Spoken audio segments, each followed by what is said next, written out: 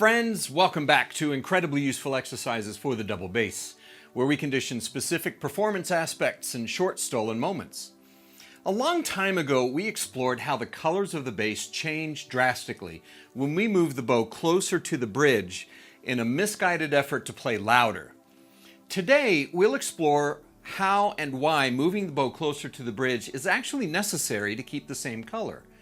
We dive into some more bow management issues in our incredibly useful exercise, Bow Tuners. I want to thank Joey Nager for his generous support of this series. Joey has been my go-to luthier for over 5 years.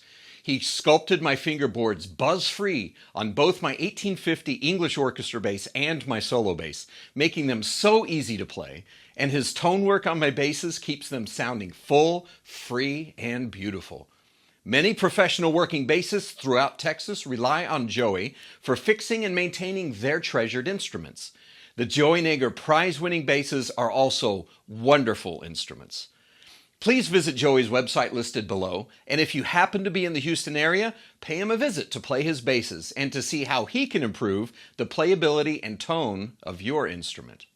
Bow Tuners is 2.5 minutes long, has a high control rating of 5, Mindfulness is 3, Expression is 2, and the rest are 0.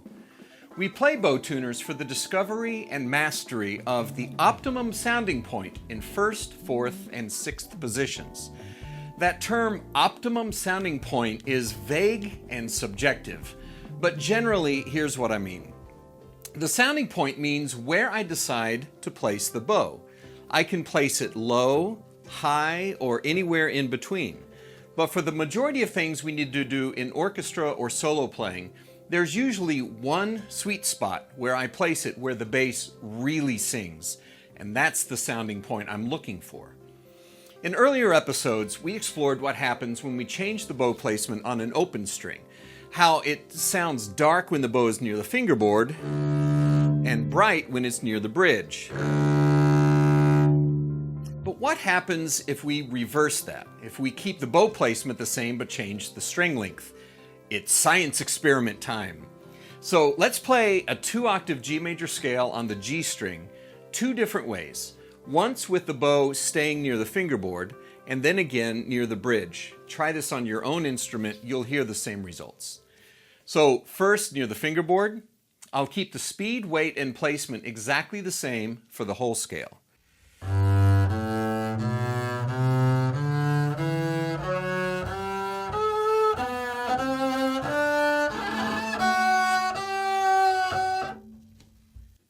It sounds great at the start, but really bad at the end.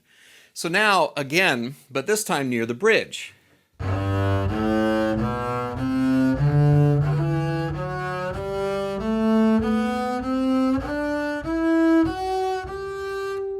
Now it sounds bad at the start, but great near the end. So why does this happen? Because the optimum sounding point is different for each note. And this is one of the frustrating main reasons it takes a lifetime to master the string instrument. We have to find exactly where to put the bow for each note. And then there are a ton of factors that go into choosing the best sounding point. But today, we'll think about it in this way. We'll think about the sounding point as a percentage of the total vibrating string length. And here's what I mean by this. Let's take my open D string. The string length on my bass from the nut to the bridge is 42 inches. To make the math easy, let's call it 40 inches. Let's say that the sweet spot for this open D is right here. It's not, this is just an example. My bow is about 8 inches from the bridge. 8 inches of a 40-inch string length is 20% of the total length. So I call this a 20% sounding point. A 10% sounding point would be 4 inches from the bridge, and 5% would be about 2 inches from the bridge. Now let's play a harmonic in 4th position, turning the vibrating strength into 20 inches. Now, my sounding point, still at 20%, is only about 4 inches from the bridge. It contains exactly the same number of overtones in the sound, so the color is the same as in 1st position here. If I kept the bow at 8 inches from the bridge, the sounding point would now be 40%, and it results in a dark and a little unstable tone. When I cut it in half again, now I'm in 6th position, and the vibrating string length is 10 inches. The 20% sounding point is now about 2 inches from the bridge. 1st position, near the fingerboard. 4th position, halfway between the bridge and the fingerboard. And 6th position, near the bridge. So when I want a student to find a better sounding point, I use the phrase, tune the bow. It's one of my most common phrases in lessons. I use it all the time. In real life, these numbers aren't exact, 8 inches, 4 inches, 2 inches. The proportions will probably be slightly different for each of you. Some of you will love the color of a 10% sounding point, and that's fine. Sometimes we can play long, slow bows with a 5% sounding point, and that's okay too. I just use 20% as a starting point because it's easy to compare the distances between the positions. In real life, it's more important to explore your own sounding points and find the one that you like the best. Then find the correct relationships between the positions to keep that sound the same. You'll know you have a good sounding point when the bass sings. The bow will start buzzing under your fingers, the stringer will start pulling back a little against your bow, and the bass will start singing with a full, resonant voice. When your heart starts to beat a little faster, you know you have it. Look for that experience in each position and every note. Francois Rabat calls this tone le son premier, when all of the notes of the instrument are ringing fully and beautifully. Suzuki called his ideal sounding point the Chrysler Highway, where Fritz Chrysler kept his bow most of the time. So here's how we play bow tuners. There are 3 general bow placement locations we're aiming for, like I said before. In 1st position near the fingerboard, 4th position between the fingerboard and the bridge, and in 6th position near the bridge. Keep your right elbow the same shape for all positions. Shift with your back, keeping your spine tall, bringing your body to the new placement, and avoid extending your arm to get the bow closer to the bridge. And finally, as in everything we ever do on any instrument we play, always keep the tone beautiful and even in every position. Remember that bow management includes 3 variables: bow speed, arm weight, and bow placement. This exercise today isolates placement. So keep the speed and the weight same throughout the whole exercise. That's why I chose quarter notes and half notes, just to keep it simple. So before I play, I plan my recovery strategy because once I start, I don't let any mistake or fatigue stop me, just like in live performance. Ideally, I want to avoid moving the bow before it's precisely on the correct sounding point. In real performance, chances are good that my sounding point won't be exactly correct when my bow moves, so I don't let a flawed tone rattle me, and I gently adjust the placement until the tone sings. Okay, ready? I don't use a metronome for this, but I aim for a nice, comfortable tempo around 80 or 90 or so. Have fun. 1, 2, ready, go.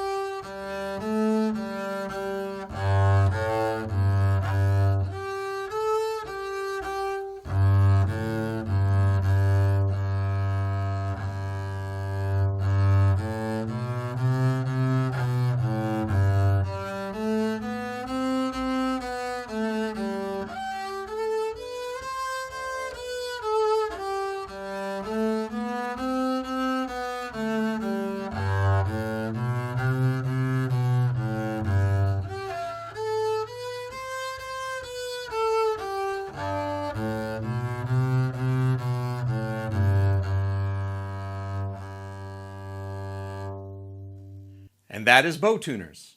Once you're familiar with this, try applying to any song you can play in first position. Play it in fourth and sixth position, tuning your bow for each position. Do this at least once a day. It takes a long time to learn bow placement control, and it's the most vital element of a good bow management strategy, but worth every second. When you find this perfect combination of speed, weight, and placement, the tone you'll get is absolutely wonderful. There's no tone like it on any other instrument, and this deep, dark, ringing tone is one of the driving forces in my love of playing the bass. As Gary Carr says, it's better than chocolate. Thank you very much for joining me today. I hope you find bow tuners as useful for your performance as it has been for mine. I present this in the way that I've used and benefited from it. I never intend to say that it's the only way to practice or approach this concept. You can adapt any of these ideas to your style of curiosity, conditioning, or teaching. Practice this and all exercises in this series in short, stolen moments, or incorporate them into your regular conditioning routine. Like and subscribe if you'd like to see more content like this, and leave any questions, comments, observations, success stories, or suggestions below. Please check out the incredibly useful exercises series of workout books available in paperback and ebook on the Amazon site in your country. I look forward to you joining me next time. Thank you, and be well, friends.